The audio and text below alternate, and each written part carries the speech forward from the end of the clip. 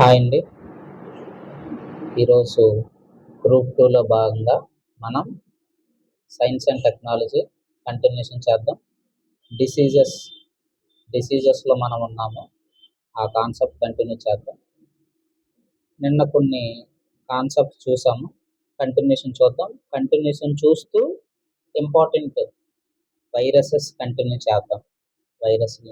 Virus వల్ల వచ్చేటటువంటి వ్యాధుల్ని continue చేద్దాం. డిసీజెస్ బర్డెన్ అంటే ఏంటి? ఇది కూడా మనకి ఇంపార్టెంట్ కాన్సెప్ట్. అంటే ఈ డిసీజెస్ బర్డెన్ అంటే ఒక వ్యక్తి ఉన్నాడు, ఒక వ్యక్తి చనిపోయాడు, అది మాత్రమే డిసీజ్ బర్డెన్ కాదు. ఆ వ్యక్తి అనారోగ్యంగా ఉన్నా మనకి డిసీజ్ బర్డెన్ కింద వస్తుంది.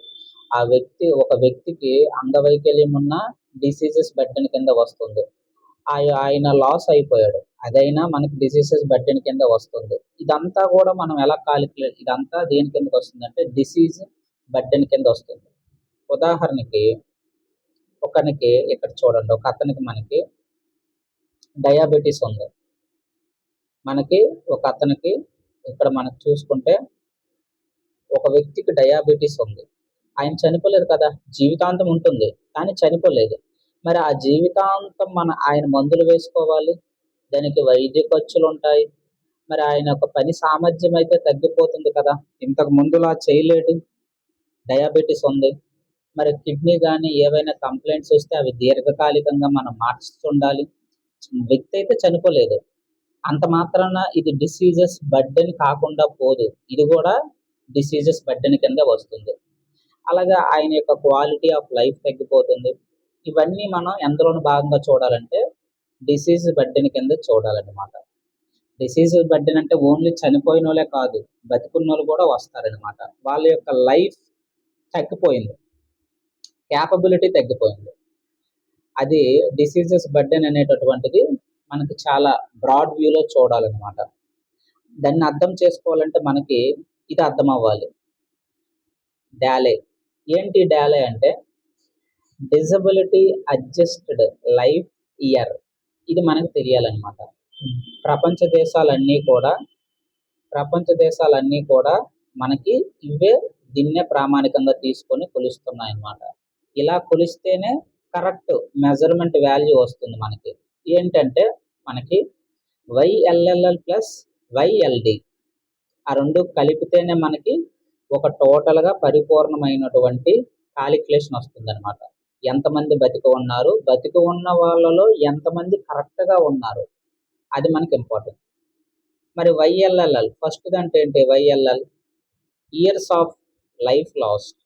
ఆయన జీవిత కాలంలో ఎంత లాస్ అయ్యాడు, కోల్పోయిన సంవత్సరాలు అనమాట. ఉదాహరణకి ఒక వ్యాధి వచ్చింది, క్యాన్సర్ రావడం వల్ల ఆయన క్యాన్సర్ రావడం వల్ల ఏంటి, ఒక 70 సంవత్సరాలు బతకాలి కానీ 60 సంవత్సరాలతో చనిపోయాడు అనుకుందాం. దీనివల్ల మనకి ఇక్కడ ఏంటి, ఇక్కడ ఇది ఇయర్స్ లివ్డ్ విత్ డిజబిలిటీ, వ్యాధి వైకల్యంతో జీవించిన కాలం వల్ల ఏర్పడే బర్డెన్ అనమాట. ఇక్కడ 2 ఉదాహరణలు ఉన్నాయి. ఫస్ట్ ఉదాహరణ ఏంటంటే వ్యాధి వచ్చి చనిపోయాడు. ఫస్ట్ది అంటే 70 సంవత్సరాలు బతకాలి కానీ వ్యాధి రావడం వల్ల 60 సంవత్సరాలకు చనిపోయాడు. మరి ఇయర్స్ అనేటటువంటిది లాస్ అయిపోయాం కదా, 10 సంవత్సరాలు లాస్ అయిపోయాం కదా. ఒకవేళ అదే వ్యక్తి చనిపోకుండా డిజబిలిటీతో, అంగవైకల్యంతో జీవించాడు. మరి ఆ వైకల్యంతో జీవించడం వల్ల ఎంతో కొంత మనకు ఆయనకి ఇబ్బంది వస్తుంది, అది కూడా బర్డెన్ కిందే మనం లెక్కిస్తాం. అంతేగాని అది బతికే ఉన్నాడు కదా అని వదిలేయకూడదు, అది కూడా బర్డెన్లోనే కలపాలి. ఇక్కడ అదే మన మెయిన్ ఇంటెన్షన్ YLLలో. మరి మొత్తానికి లాస్ అయిపోయినట్టే. చనిపోవడం ఒక్కటే లాస్ కాదు, బతికి ఉండి మనకి ఎటువంటి దీర్ఘకాలిక వ్యాధులతో ఉంటే అది కూడా YLLే మనం కాలిక్యులేషన్ చేయాలి. ఎందుకు? ఆయన ఏ పని చేయలేడు కాబట్టి అది లాస్ కింద మనం చూపించాలి. అది ఇక్కడ పాయింట్. అయితే ఇక్కడ ఒక ఉదాహరణ చెప్పాం కదా, 70 సంవత్సరాలు జీవించాలి కానీ 60 సంవత్సరాలకే క్యాన్సర్ వచ్చి చనిపోయాడు అనుకుందాం. అంటే 10 సంవత్సరాలు ఇక్కడ మనం దేనిలో చూపిస్తున్నాం, లాస్ కింద చూపిస్తున్నాం అనమాట. అలాగే మరొక వ్యక్తి 20 సంవత్సరాలు అయితే క్రానిక్ డిజబిలిటీతో జీవించాడు. క్రానిక్ అంటే దీర్ఘకాలిక వ్యాధులు అనమాట. ఆయన బతికాడు 20 సంవత్సరాలు లైఫ్ పెంచుకున్నాడు. ఉదాహరణకు ఆయన 70 సంవత్సరాలే బతకాలి. కానీ బాగా ట్రీట్మెంట్ అవ్వడం వల్ల ఒక 90 సంవత్సరాలు బతికాడు. అంత మాత్రాన మనం దీన్ని డిసీజ్ బర్డెన్ కింద కలపకుండా ఉంచలేము. ఇది డిసీజ్ బర్డెన్ కింద కలపాలి. ఎందుకు? ఆ యొక్క సివియారిటీ అటువంటిది. బతికున్న ఉపయోగం లేదు. అది కూడా బర్డెన్‌తో బతుకుతున్నాడు. కాబట్టి ఇది కూడా యాడ్ చేయాలి సింపుల్‌గా. అంటే ఇక్కడ మనం ఏంటంటే 2 పరిగణలోకి తీసుకోవాలనమాట. ప్రిమేచర్ డెత్ అయినా తీసుకోవాలి, డిజబిలిటీ ఉన్నా తీసుకోవాలి. ఈ 2 కలిపితేనే మనకి కరెక్ట్‌గా డాలీ అనేటటువంటిది వస్తుందనమాట. ఇది మన అధ్యయనం కాదు. ఇది మనది కాదు. ఐసీఎంఆర్ వాళ్ళు ఇచ్చినటువంటి ఇండియన్ స్టేట్ డిసీజ్ బర్డెన్ వాళ్ళు అధ్యయనం చేసి వీళ్ళందరూ కలిసి ఈ యొక్క ఫార్ములాని రూపొందించారనమాట, స్టాండర్డ్స్. అది మనకి డిసీజెస్ బర్డెన్‌గా మనం చెప్పొచ్చు. అయితే భారతదేశంలో తీసుకుంటే మనకి ఈ యొక్క డిసీజెస్ బర్డెన్ అనేటటువంటిది స్టార్టింగ్‌లో మనకి ఎక్కువ వ్యాధుల వల్ల, పోషకాలు సరిపోక వల్ల వచ్చేవి. వాటితో మనం ఎక్కువగా బాధపడేవాళ్ళం అనమాట స్టార్టింగ్‌లో. 1947 నుంచి 1990 వరకు మనకి అన్నం లేక చనిపోవడము, అలాగే పరిశుభ్రత లేక చనిపోవడం గట్టా జరిగేవి. అయితే ఇప్పుడేమైందంటే ఇప్పుడు గాని చూసుకున్నట్లయితే డబుల్ బర్డెన్ డిసీజెస్ వచ్చాయన్నమాట ఇప్పుడు. డబుల్ బర్డెన్ అంటే ఏంటంటే మనకు తెలుసు communicable disease, non communicable disease. Communicable disease అంటే ఇంతవరకు మనం చెప్పుకున్న వ్యాధులు ఎయిడ్స్, టీబీ, కలరా ఇటువంటివన్నీ కమ్యూనికేబుల్ డిసీజ్ అనమాట. వ్యక్తి నుంచి వ్యక్తికి కానీ, జంతువుల నుంచి వ్యక్తికి కానీ రావడం. మరి నాన్ కమ్యూనికేబుల్ డిసీజెస్ అంటే ఇవి మనం కోరుడు తెచ్చుకున్నాం అనమాట. హార్ట్ అటాక్లు ఇటువంటివి, దీర్ఘకాలిక వ్యాధులు, సరైన తిండి తినక, ఒకవేళ తిన్నా బయట ఫుడ్ తినడము, ఇటువంటివి జంక్ ఫుడ్స్ తినడం, ఇవి మనం తెచ్చుకున్నాం అనమాట. ఈ 2 కూడా బర్డెన్ కింద మనం చూడొచ్చు అనమాట. ఉదాహరణకి ఇక్కడ ఎగ్జాంపుల్ చూడండి. మన గ్రామమే ఉంది. మన గ్రామంలో ఇవి కమ్యూనికేబుల్ డిసీజెస్, టీబీ, మలేరియా ఇటువంటివి. అదే సమయంలో ఇవి కూడా ఉన్నాయి. హైపర్ టెన్షన్, హార్ట్ డిసీజులు, దీర్ఘకాలిక డిసీజులు, నాన్ కమ్యూనికేబుల్ డిసీజెస్ అనమాట. అదే ఎగ్జాంపుల్ పైన ఇంతవరకు ఏదైతే చెప్పుకున్నామో అదే ఇక్కడ. దీన్నే మనం ఏమంటాము? డబుల్ బర్డెన్ అంటాం. అవి ఉంటాయి, ఇవి ఉంటాయి. ఈ 2 కూడా భారతదేశం ఎదుర్కొంటుంది అనమాట. అదే ఇక్కడ మనం చెప్తున్నాం. ఎందుకు పెరుగుతుంది నాన్ కమ్యూనికేబుల్ డిసీజెస్? చెప్పుకున్నాం కదా, లైఫ్ స్టైల్ చేంజ్ అవుతుంది. ప్రతి ఒక్కరు మారుస్తున్నారు. ప్రాసెస్డ్ ఫుడ్స్ తింటున్నాము. ఎక్సెస్గా మనం సాల్ట్ కానీ, షుగర్ కానీ తీసుకోవడం జరుగుతుంది. ఎక్కువగా ఆల్కహాల్ కన్జంప్షన్ జరుగుతుంది. స్మోకింగ్ ఇటువంటివి, టొబాకో, అలాగే ఆల్కహాల్ తీసుకోవడము. ఫిజికల్ యాక్టివిటీస్ అనేటటువంటివి జరగట్లేదు. మనకి వరల్డ్ హెల్త్ ఆర్గనైజేషన్ వారు ఏంటి, వారానికి 150 నిమిషాలు ఎక్సర్సైజ్ అనేటటువంటిది ఉండాలి. అట్లీస్ట్ ఈ 150 నిమిషాలు ఏంటంటే వాకింగ్ అయినా చెయ్యాలి అని చెప్తున్నారనమాట. వారానికి 150 మినిట్స్, ఇది వాళ్ళు స్టాండర్డ్ ఇచ్చారు. మనం దాన్ని ఫాలో అవ్వాలి. వారంలో 150 నిమిషాలు నడాలన్నమాట. అది మన టార్గెట్. ఇలా చేస్తే మనకి అట్లీస్ట్ వ్యాధులు రావడం తగ్గుతాయి. అందుకే ఎక్సర్సైజ్ అనేటటువంటివి బాగా లేవన్నమాట, తగ్గాయి. అలాగే అర్బనైజేషన్ పెరిగిపోతుంది. ఒక ప్లానింగ్ ప్రకారం అర్బనైజేషన్ రావట్లా. ఎక్కడ పెడితే అక్కడే బిల్డింగ్స్ అనేటటువంటివి కట్టడాలు జరుగుతున్నాయి. ఇవన్నీ కూడా మనకి ఈ యొక్క ఎన్సిడి పెరగడానికి అవకాశాలు ఉన్నాయన్నమాట. అలాగే వృద్ధుల సంఖ్య పెరిగిపోతుంది.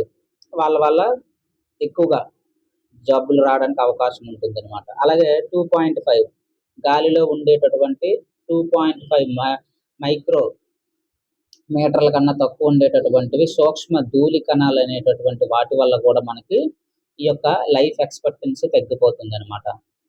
అలాగే మన ఢిల్లీ 400 నుంచి 500 400-500 పాయింట్‌లో ఉందన్నమాట ఇది మన ఢిల్లీ.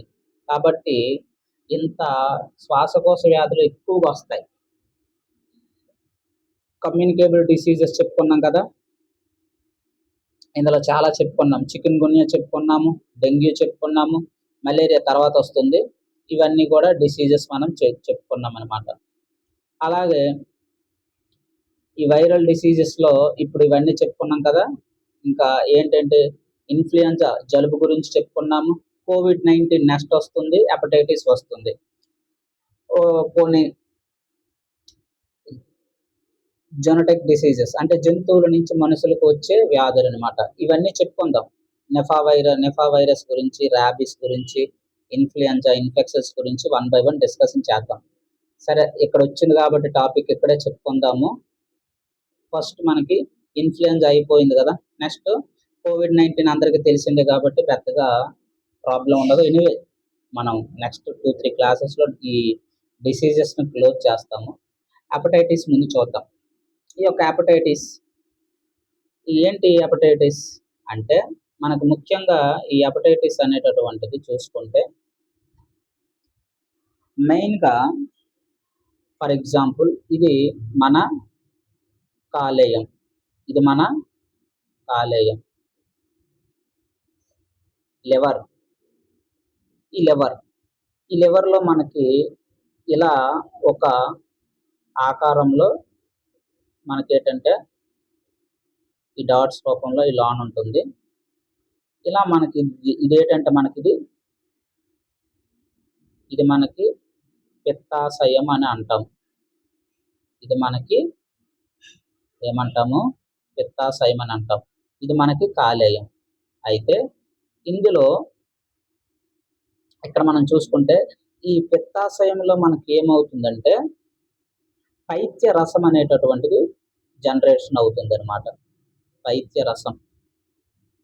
దీన్నే ఇంగ్లీష్‌లో ఏమంటామంటే బైల్ జ్యూస్ అంటాం. దీన్నే మనము ఏమంటాము? బైల్ జ్యూస్ అని అంటాం.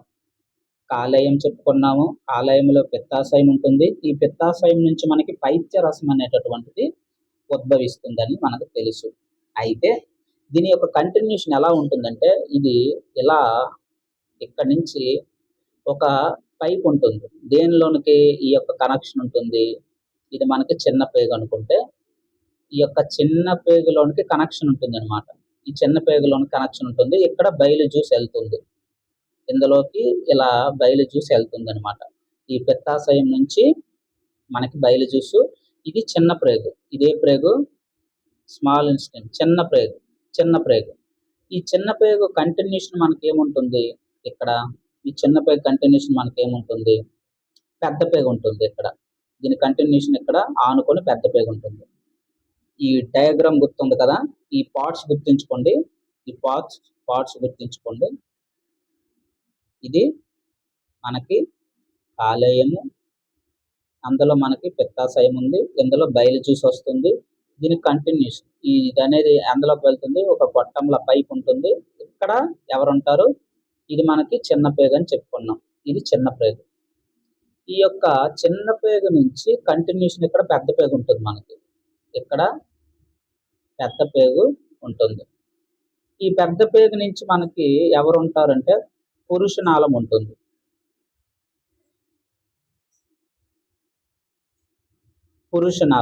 పురుషనాళం నుంచి పాయువు ఉంటుంది. కంటిన్యూషన్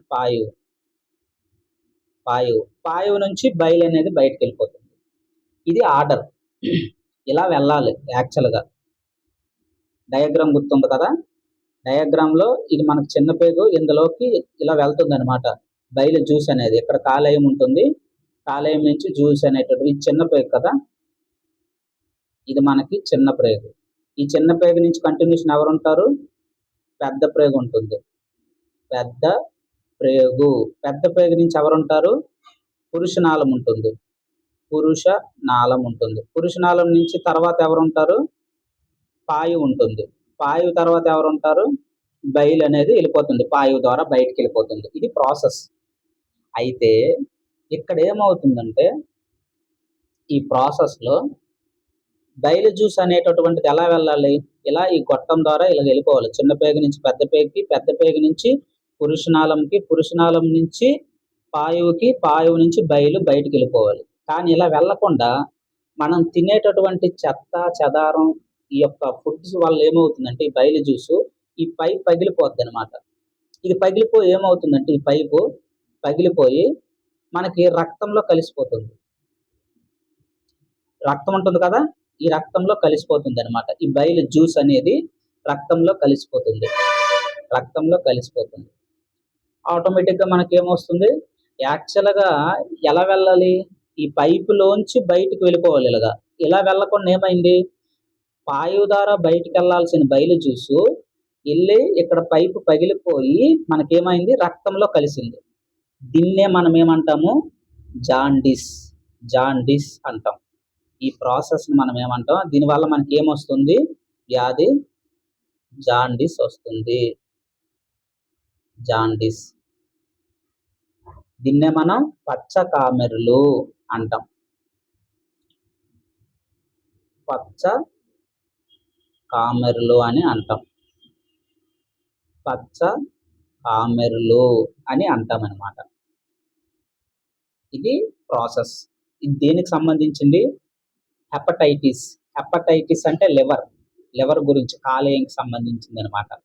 అయితే మనకి కాలేయం అనేటటువంటిది ప్రాసెస్, ఇది ఏం చేస్తుంది, ఫ్యాట్స్ని జీర్ణం చేస్తుంది అనమాట. క్రొవ్వులని ఏం చేస్తుంది, జీర్ణం చేస్తుంది. ఎంటైర్ మన కాలేయం ఏం చేస్తుంది, మన కాలేయము క్రొవ్వులని, ఫ్యాట్స్ని జీర్ణం చేస్తుంది. అందులో కార్బోహైడ్రేట్స్ ఎంత ఉంటాయి, కార్బోహైడ్రేట్స్ ఒక 60%, అలాగే ఫ్యాటీ యాసిడ్స్, పిప్పిడ్స్ ఇది ఒక 15%, అన్నిటిని కరిగిస్తుంది అనమాట.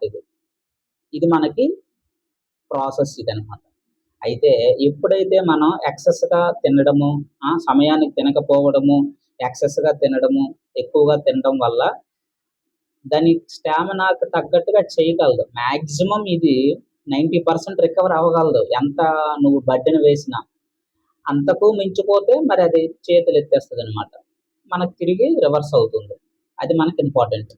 హెపటైటిస్ ఎలా వస్తుందనేది తెలుసు. బైలు ప్లస్ రక్తం ఈక్వల్ టు పచ్చ కామెర్లను గుర్తుంచుకోండి, ఓకేనా. అదే ఆల్బినం రక్తం కలిస్తే ఉబ్బు కామెర్లు వస్తాయి అనమాట, ఉబ్బుతాం మనుషుల్ని, అది మనం గుర్తుంచుకోండి. అయితే ఈ హెపటైటిస్ అనేటటువంటిది రీసెంట్గా ట్రెండింగ్లో ఉంది. చాలా మంది ఎక్కువగా దీనివల్ల బాధపడుతున్నారు అనమాట. ఈ హెపటైటిస్ వల్ల జనాలు ఎక్కువగా రీసెంట్గా బాధపడుతున్నారనమాట. ఎందుకు అంటే ఈ రీసెంట్గా ఈ వ్యాధి అనేటటువంటిది ఎక్కువగా సోకుతుంది అనమాట అందరికీ, ఈ హెపటైటిస్ అనేటటువంటిది. ఎందుకు ఎక్కువ వస్తుంది, చెత్త చెదారం బయట తినడం వల్ల, అది మనం గుర్తుంచుకోవాలి. ఇందులో హెపటైటిస్లో చాలా రకాలు ఉన్నాయి. ఏంటి ఈ హెపటైటిస్లో మనకు రకాలు, హెచ్ఏవి, అలాగే హెచ్బివి, అలాగే మనకి హెచ్సివి, అలాగే హెచ్ఈవి, ఇవి రకాలన్నమాట. డి కూడా ఉంది. ఇలా 5 రకాలు మనకు వేరియంట్స్ ఉంటాయి అన్నమాట. హెచ్డివి. ఇండియాలో మనకి ఇంపార్టెంట్ కాన్సెప్ట్, మన గ్రూప్ 2 ఇండియా అడిగాడు. ఇండియాలో ఏదనేది ఎక్కువగా ఉండదంటే అధికంగా హెపటైటిస్ బి, ఇది మనకి ఎక్కువగా ఉందన్నమాట. అయితే ప్రమాదకరం ఇందులో ఏదంటే హెపటైటిస్ ఏ, గుర్తుంచుకోండి. హెపటైటిస్ ఏ ఇండియాలో ఎక్కువగా ఉన్నది బి, హెపటైటిస్ బి, ప్రమాదకరమైనది ఏ అని గుర్తుంచుకోవాలన్నమాట. బాగానే ఉంది. వ్యాధి పేరు చెప్పుకున్నాము, హెపటైటిస్, పచ్చకామెర్లని. వ్యాధి వ్యాప్తి ఎలా వస్తుంది మనకి, వ్యాధి అనేటటువంటిది ఎలా వస్తుంది, వ్యాప్తి కలుషితమైన నీరు తాగడం,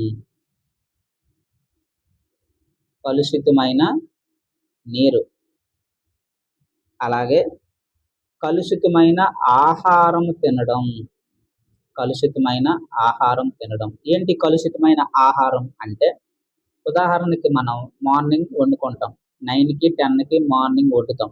అదేం చేస్తాం, మధ్యాహ్నం తింటాం, ఆఫ్టర్నూన్ తింటాం, బాగానే ఉంటుంది. మిగిలిపోయింది ఏం చేస్తాం, ఫ్రిడ్జ్లో పెడతాం.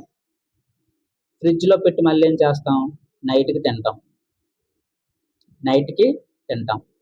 ఈ నైట్కి తినడం అనేటటువంటిది, ఈ నైట్కి తినడం వల్ల మనకి 90% వ్యాధులు వస్తాయన్నమాట. ఎలా ఎలా అంటే, ఎప్పుడైనా ఫ్రిడ్జ్లో ఉంది మనం తింటే ఏమవుతుందంటే, ఆల్రెడీ సూక్ష్మ జీవులు అనేటటువంటివి ఉంటాయి. ఈ యొక్క ఎప్పుడైతే మనకి ఫ్రిడ్జ్లో పెడతామో ఇంకా ఎక్కువ అవుతాయి. వాటి కౌంట్ ఇంతకు ముందు 100 ఉంటే ఇప్పుడు ఎంత అవుతాయంటే దానికి 10 టైమ్స్ లేదా 100 టైమ్స్ పెరుగుతాయి అన్నమాట. కాబట్టి ఎప్పుడు కూడా మనం ఉంచినది ఫుడ్ని తినకూడదనమాట, గుర్తుపెట్టుకోండి. అలాగే 3 అవర్స్ కంట ఎక్కువ మనకి ఉంచకూడదనమాట. మధ్యాహ్నం మనకి 10కి మార్నింగ్ 10కి వండితే ఆఫ్టర్నూన్ మనం తినేసి అంతటితో క్లోజ్ చేసేయాలి దాన్ని. నైట్‌కి సెపరేట్‌గా వండుకోవాలి. ఎవరైతే ఎవరైతే ఎప్పట వండింది అప్పుడే తింటారో, అంటే వేడిది ఎప్పట వండింది అప్పుడే తినేస్తారో వాళ్ళకి 90% జబ్బులు అనేటటువంటివి తగ్గుతాయి. 90% జబ్బులు రావు. ఎందుకంటే ఎప్పటిదప్పుడే తినేస్తారు. మార్నింగ్ టిఫిన్ చేసుకుంటారు వేడిగా, మధ్యాహ్నం అన్నం తినేస్తారు, మళ్ళీ నైట్‌కి టిఫిన్ చేస్తారు. వాళ్ళకి ఎటువంటి ప్రాబ్లమ్ ఉండదు. మార్నింగ్ అన్నం వండుతాం, మధ్యాహ్నం అదే, నైట్‌కి అదే, ఆఖరికి రేపటికి కూడా అదే. అటువంటి కేసులో జబ్బులు అనేటటువంటి రావడానికి అవకాశం ఉంటుందన్నమాట. ఈ చికెన్, మటన్ ఉంటాయి కదా, వీటిని మనం ఎక్కువ రోజులు ఉంచి, వేపి, వేయించి, దట్టించి ఇటువంటివి చేయడం వల్ల మనకేమవుతుంది, చాలా రోగాలు రావడానికి అవకాశం ఉంటుంది. ఆల్రెడీ బయట ఉన్నాయి రోగాలు. ఎలా, గాలి రూపంలో, మనం పీల్చే గాలి రూపంలో రోగం రెడీగా ఉంది. ఇంక మనం కొత్తగా తెచ్చుకోవసరం లేదు.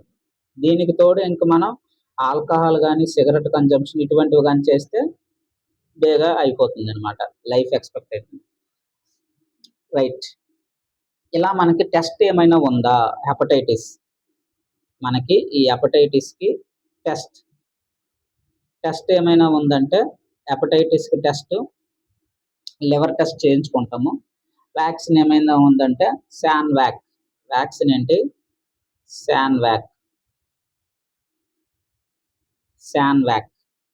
మెడిసిన్ ఉందా, ఎవరు ఈ శాన్వాక్ డెవలప్ చేశారు, తయారు చేశారు, కనిపెట్టారంటే శాంతా బయోటెక్ తెలుసు కదా, మనోడిదే, హైదరాబాదు శాంతా బయోటెక్ వాళ్ళు కనిపెట్టారనమాట. దేనికి, హెపటైటిస్కి. ఈ యొక్క మందులని మనం చాలా చీప్గా ప్రపంచ దేశాలకు మనం సప్లై చేస్తున్నాం అనమాట. మెడిసిన్లో మనం టాప్గా ఉంటాం. చాలా తక్కువ రేట్లకే మెడిసిన్లు మనం సప్లై చేస్తాం. మనది మెడిసిన్లు ఉత్పత్తి చేసేటటువంటి కర్మాగారం అనొచ్చు అనమాట. మన భారతదేశాన్ని చాలా తక్కువ చీప్గా ఇస్తామన్నమాట. అయితే మెడిసిన్ దీనికి ఏముంది, వ్యాక్సిన్ శాంతా బయోటెక్ వాళ్ళు కనిపెట్టారు, శాన్వాక్ అని. మెడిసిన్ అయితే హర్వోని. మెడిసిన్ మనకి హర్వోని, గుర్తుంచుకోండి. ఇది మనకి మెడిసిన్ దేనికి, హెపటైటిస్. ఇక్కడికి హెపటైటిస్ క్లోజ్ అయింది. వ్యాధి చెప్పుకున్నాము, పచ్చకామర్ల హెపటైటిస్ లివర్ గురించి, ఎవరి వల్ల వస్తుందో చెప్పుకున్నాము, చెత్త చెదారం ఎలా వ్యాప్తి చెందుతుంది, కలుషిత నీరు, ఆహారము, ఈగలు కూడా ప్రత్యక్ష తాకిడి, వీటన్నిటి వల్ల వస్తుంది. అవి మళ్ళీ చెప్పలేదు అనుకోకండి. ఈగల వల్ల వస్తుంది, కలుషితమైన ఆహారం వల్ల వస్తుంది, ప్రత్యక్ష తాకిడి వల్ల వస్తుంది. ఇవన్నీ గుర్తుంచుకోండి. ఇండియాలో అధికంగా ఉన్నది హెచ్బివి, ప్రమాదకరమైన వైరస్ అయితే హెచ్ఏవి, టెస్ట్ అయితే లివర్ టెస్ట్, వ్యాక్సిన్ అయితే శాన్వాక్, శాంతా బయోటెక్ వారు కనిపెట్టారు, మెడిసిన్ అయితే హార్వోని. అయిపోయింది. ఇలా షార్ట్ నోట్స్లో రాసుకోవడానికి ట్రై చేయండి. ఇది హెపటైటిస్. ఇంకా ఇన్ఫ్లుయెంజా చెప్పుకున్నాము.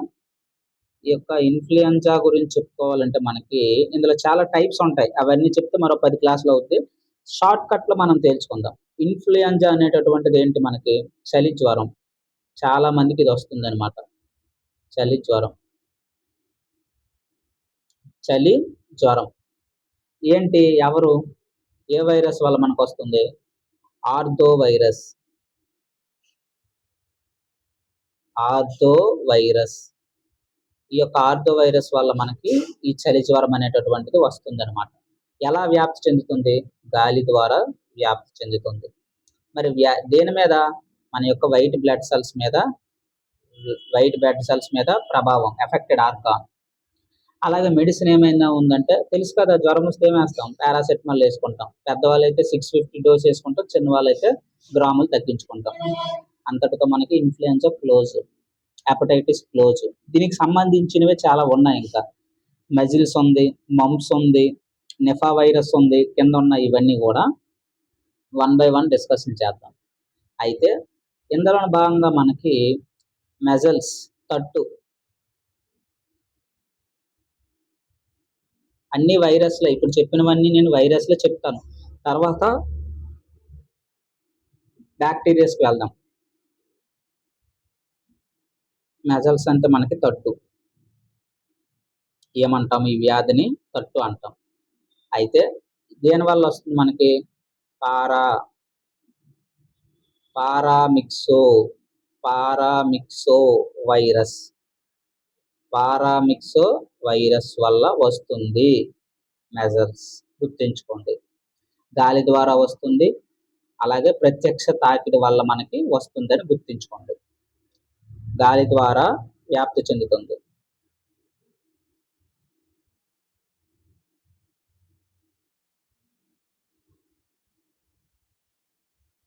దేని ద్వారా వ్యాప్తి చెందుతుంది? గాలి ద్వారా మనకి వ్యాప్తి చెందుతుందని గుర్తుంచుకోండి. అలాగే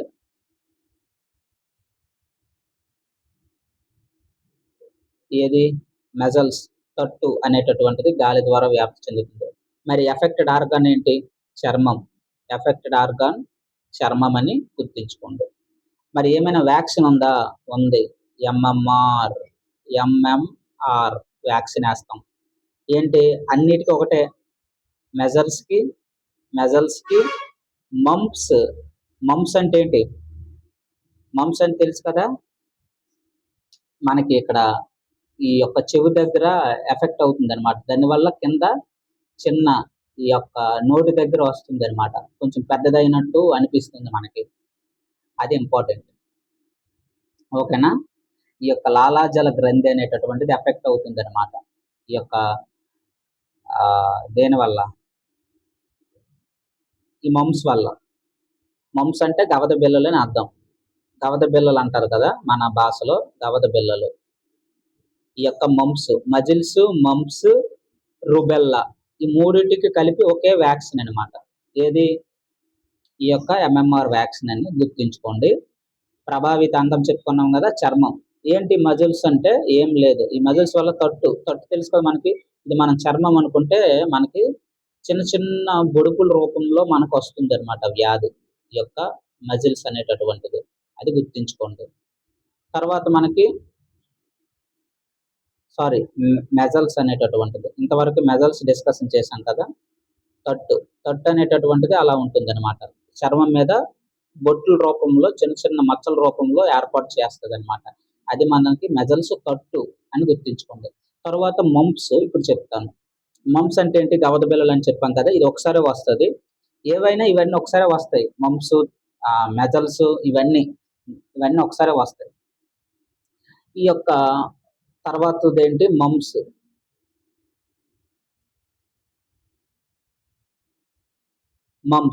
ఏంటి? మమ్స్ ఇది మిక్సో వైరస్ వల్ల వస్తుంది. మిక్సో వైరస్. ఇంకా పూర్తిగా కావాలంటే మనకి మిక్సో వైరస్ పొరిటోడియస్ అంటాం. దీనివల్ల వస్తుంది అనమాట. ఎలా వస్తుంది?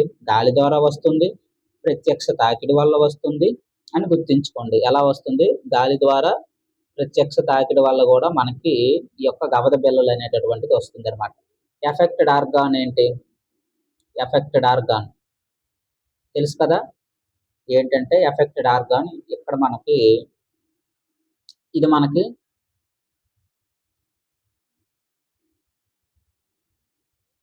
ఇక్కడ ఇది మన చెవి అనుకుంటే, ఈ చెవి ఇక్కడ మనకు చెవి ఉంటది కదా, బయట భాగం, లోన భాగం నేను చెప్తాను. ఇది బయట భాగం. ఈ లోన మనకి ఇలా ఉంటుంది అనమాట, మడతలు పడి. ఈ భాగం ఏమవుతుందంటే, ఈ చెవి భాగము ఇక్కడ ఇది పెద్దగా ఉబ్బుతుంది అనమాట. ఇలా ఇలా ఉబ్బడం వల్ల ఏమవుతుంది, ఈ ముందున్న ఆర్గాన్స్ ఎఫెక్ట్ అవుతాయి. అవే ఇవి ఇక్కడ ఒక 2 గుడుకుల్లాగా ఏర్పడతాయి మనకి. దాన్నే మనం ఏంటంటే పెరోటిడ్ అనేటటువంటి గ్లాండ్ అనమాట. ఇదేంటిది, పెరోటిడ్ గ్లాండ్ అంటాం.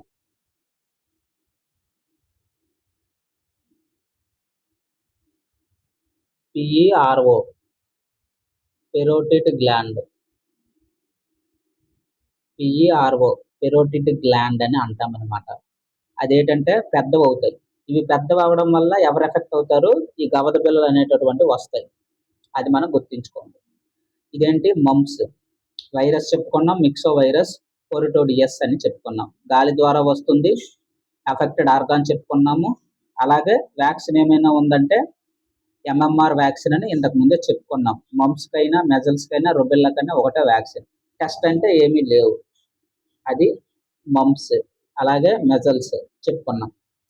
తర్వాత ఇక్కడికి ఇంకేమున్నాయి, జంతువుల నుంచి మనకు వచ్చేటటువంటివి ఇవన్నీ ఉన్నాయి. ఇవి డిస్కషన్ చేద్దాం 1 by 1. First Nipah.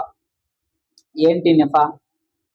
నిఫా అంటే మనకి ఇది ఫిలిప్పీన్స్లోని అనమాట, పట్టణంలోని ఉండేటటువంటి ప్రాంతం ఇది. ఎక్కడ? ఫిలిప్పీన్స్.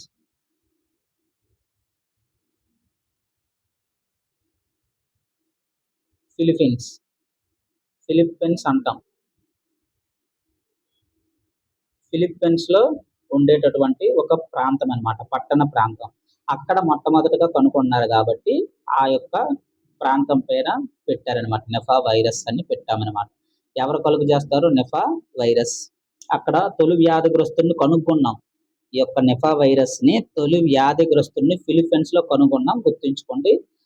అక్కడ నిఫా అనేటటువంటి వైరస్ వల్ల వస్తుందని గుర్తుంచుకోండి. ఎలా వ్యాప్తి చెందుతుంది?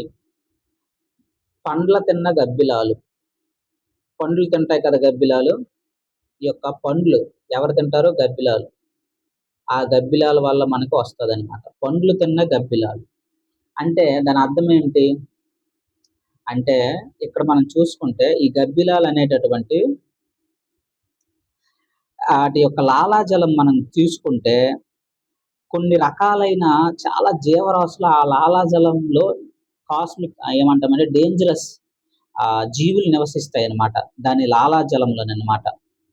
అయితే ఆ లాలాజలం ఏదైతే, ఏ పండు అయితే అది కొరుకుతుందో అప్పుడు ఆ యొక్క సూక్ష్మజీవులు అందులోకి ప్రవేశిస్తాయి. అంటే ఈ వైరస్, నిఫా అనేటటువంటి వైరస్. అందువల్ల మనకి ఈ యొక్క వైరస్ రావడానికి అవకాశం ఉంటుందన్నమాట. ఏదైతే ఒకవేళ దాని లాలాజలం మంచిది కాదు అనుకోండి, మనకి వైరస్ రాదు అనమాట, ఈ నెఫా వైరస్ రాదు. ఏవైతే గబ్బిలాలు ఉంటాయో, పండ్లు తిన్న గబ్బిలాలు పండ్లు తింటాయి కదా, అవి తినడం వల్ల వాటి యొక్క లాలాజలంలో చాలా సూక్ష్మజీవులు ఉంటాయి అన్నమాట. అవి కరుస్తాయి, కరిసి తింటాయి కదా. ఎప్పుడైతే కరుస్తాయో అవి ట్రాన్స్ఫర్ అవుతాయి అన్నమాట ఆ యొక్క పండ్లలోకి. అవి మనం తింటే మనకి ఎఫెక్ట్ అవుతాం అనమాట. అయితే ఆ లాలాజలం అనేటటువంటిది ఒక గబ్బిలం తిన్నది బాగానే ఉంది. లాలాజలం మంచిదైతే పర్వాలేదు, మనకి ఎఫెక్ట్ ఉండదు. అంటే అది శుభ్రమైనటువంటి దాంట్లో ఉండి బతికి తింటే ఓకే. కలుషితమైనవి దాంట్లో పెరిగేటటువంటి గబ్బిలాలు అయితే డేంజర్ అని అర్థం. మరి రామచిలక ఉంది, రామచిలక తింటే, రామచిలక మరి అవి తిని మనం తింటాం, మరి మనకు రాదా అని డౌట్ రావచ్చు. రామచిలక అనేటటువంటిది మనకి ఇక్కడ చూసుకుంటే అది పై దవడ మాత్రమే కదపగలదు. పై దవడ మాత్రమే కదపగలదు అనమాట. మీరు గమనించినట్లయితే జామ పండ్లు కానీ వీటి కానీ కొరికినప్పుడు చూడండి, అక్కడ మనకి గంట్లు పడతాయి పై దవడ నుంచి, కిందది కదపలేదనమాట.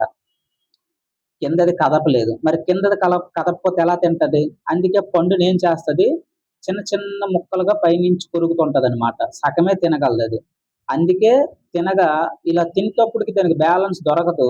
కిందది వదిలిపోద్ది. పడిపోద్దనమాట. అందుకే సగం తింటది. అంతే తప్ప అది తినలేకపోదు.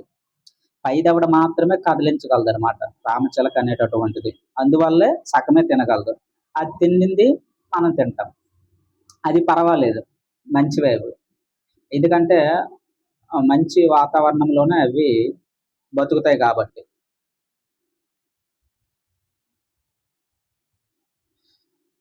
అయితే మరి ఎఫెక్టెడ్ ఆర్గాన్స్ అంటే పరిస్థితి ఏంది? జ్వరము, మెదడువాపు లక్షణాలు ఇటువంటివన్నీ వస్తాయన్నమాట. అలాగే మనకి టెస్ట్ ఏమైనా ఉందంటే పొలిమరైజ్ చైన్ రియాక్షన్ టెస్ట్ చేసుకుంటే తెలుస్తుంది. ఇలా మనకి ఈ యొక్క నెఫా వైరస్ అనేటటువంటిది గురించి చెప్పుకోవచ్చు. తర్వాత మనకి ఇంపార్టెంట్ ఏంటంటే ర్యాబీస్. ర్యాబీస్ అనేటటువంటిది ఏంటి? ఇది ఇక్కడ దాని అర్థం ర్యాబీస్ అనేటటువంటిది ఇక్కడ మనం చూసుకుంటే ర్యాబీస్ ఒక నిమిషం. ర్యాబీస్ అనేటటువంటిది ఎవరి వల్ల వస్తుంది? అది కూడా ఒక వైరస్ వల్ల వస్తుంది. బుల్లెట్ ఆకారంలో ఉంటుంది కాబట్టి దానికి మనము రోనాబ్డో వైరస్ RONABDO వైరస్ రొనాబ్డో వైరస్ దీనివల్ల మనకి వస్తుంది అనమాట. ఏది? ర్యాబీస్. క్షీరదాల కాటు కానీ అలాగే విష జంతువుల దంతాలు అనమాట మనకి. వాటి వల్ల మనకి ఎఫెక్ట్ అవుతాయి అనమాట. రథనికలు అంటాం కదా, ఈ యొక్క రథనికల వల్ల మనకి ఎఫెక్ట్ అవుతాయి అనమాట. ఈ యొక్క రథనికలు ఇంపార్టెంట్. ఉదాహరణకి కుక్క కరుస్తుంది చూసారా, కాటు. దాని కాటు అనేటటువంటి డేంజర్ అనమాట. క్షీరదాలు కాటు కానీ విష జంతువులు అంటాం. ఇవన్నీ కూడా ప్రభావితమైంది ఏంటి? ఎప్పుడైతే కరుస్తుందో మనకి కేంద్ర నాడీ వ్యవస్థ అనేటటువంటిది దెబ్బతింటుంది అనమాట. సెంట్రల్ నర్వస్ సిస్టమ్, కేంద్ర నాడీ వ్యవస్థ దెబ్బతింటుంది. గుర్తుంచుకోండి, కేంద్ర నాడీ వ్యవస్థ. మరి ఏమైనా వ్యాక్సిన్ ఉందా? వ్యాక్సిన్ అంటే రాబీపోల్ అనేటటువంటి వ్యాక్సిన్ మనకు ఉంటుంది అనమాట. ఇదేంటి? ర్యాబీస్ వైరస్ ఎవరి వల్ల వస్తుంది? రానాబ్డో వైరస్. క్షీరదాల కాటు కానీ విష జంతువుల దంతాలకు వాటి వల్ల కానీ మనకి వస్తుంది అనమాట. గుర్తుంచుకోండి. కేంద్ర నాడీ వ్యవస్థ ఎఫెక్ట్ అవుతుంది. Affected organ. వ్యాక్సిన్ ఉందంటే రాబీపోల్ అని గుర్తుంచుకోండి. ఇక్కడికి కొన్ని అయినాయి, ఇంకా చాలా ఉన్నాయి. వ్యాధుల గురించి చెప్పుకోవాలంటే 2000కు పైగా ఉన్నాయి. అవన్నీ మనం చెప్పుకోలేము కదా. అందులో రీసెంట్ ట్రెండింగ్లో ఉన్నవి చెప్పుకోవాలి. ఎగ్జామినేషన్ టైంకి ఏ వ్యాధి అయితే ఉందో అవి చదువుకోవాలి. ఈ ప్రస్తుతానికి ఉన్నాయి కాబట్టి ఇవి చెప్తాను. అప్పటికి ఏ వ్యాధి ఉందో మనకు తెలియదు కదా, అది ఇక్కడ ఇంపార్టెంట్. Thank you. తర్వాత కంటిన్యూ చేద్దాం. ఛానల్ అయితే ముందుగా సబ్స్క్రైబ్ చేసుకోండి. Thank you.